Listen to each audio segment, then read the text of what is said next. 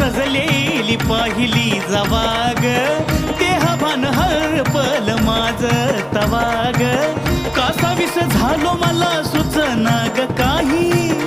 पाहून समाधान वाटल जीवाग तुझं नाव घेता डोळे काग भरती तुझं नाव घेता डोळे काग भरती पाहताच काळ जात घर करती